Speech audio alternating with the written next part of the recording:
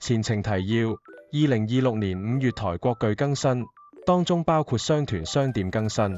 舊嘅商團商店係咁樣的，淨係有召怪功能，已經冇乜人再用呢個商店。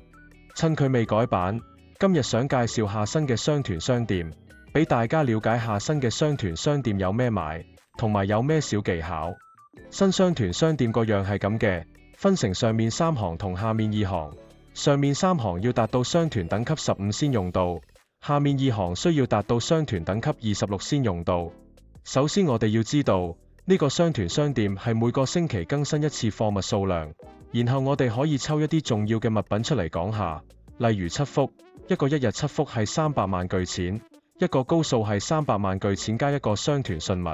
至於下面2行，一日一石二鳥係700萬一個，團宴或者國具玩家稱呼做大果係1500萬加5個商團信物一個。咁咩係商團信物呢？商團信物係由下版新增嘅商團州任嗰度得到，接任嘅 NPC 係依家市街開小商團嗰個 NPC， 改版之後會變咗商團州任 NPC。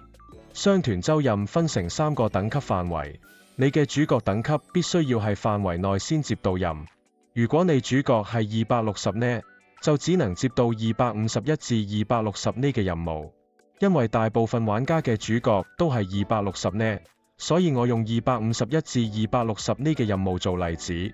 所以每個星期可以用100個惡靈碎片、50個白商會書信、50個白商會斧人，再加1500萬巨錢就可以換到一個團宴。仲有個小技巧係國具玩家啱用嘅，首先要同一個 AC 入面3隻角色都入咗15呢或以上嘅商團，然後3個角色各換一個1日7幅，加埋鬼曲成州任嘅一個1日7幅，就做到1星期無限7幅。